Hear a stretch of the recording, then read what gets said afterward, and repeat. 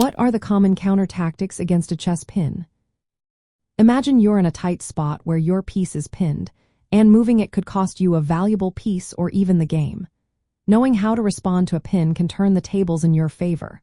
When your opponent uses a pin, they are trying to restrict your options and gain an advantage. But there are several ways to counter this tactic effectively. First, if the pin is not absolute, you might be able to move the pinned piece carefully to a safe square. This move requires calculating to avoid losing material or exposing your more valuable piece. Sometimes, you can interpose a defender by placing another piece between the pinning piece and the pinned piece.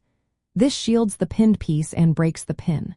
For example, moving a knight or bishop into the line of attack can do the trick. Another strong move is to attack or capture the pinning piece directly. Using tactics like forks or discovered attacks can force the opponent to move or trade off the pinning piece, relieving the pressure. Creating a counterthreat elsewhere on the board is also effective. By attacking a different valuable piece or delivering a check, you can force your opponent to respond and potentially loosen the pin. Using pawns to challenge the pinning piece can work, especially in the opening or middle game. Pushing a pawn forward to attack or block the pinning piece can be a good strategy, but be cautious since pawns cannot move backward and may weaken your position. Increasing the defense of the pinned piece, or the more valuable piece behind it, is another tactic.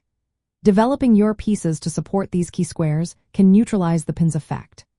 Finally, if the pinning piece is overextended or poorly defended, you might be able to attack it or exploit the squares it leaves undefended. This can lead to winning material or gaining a better position. Remember, combining these tactics often works best. For example, you might block the pin while threatening the pinning piece or create a counterattack elsewhere.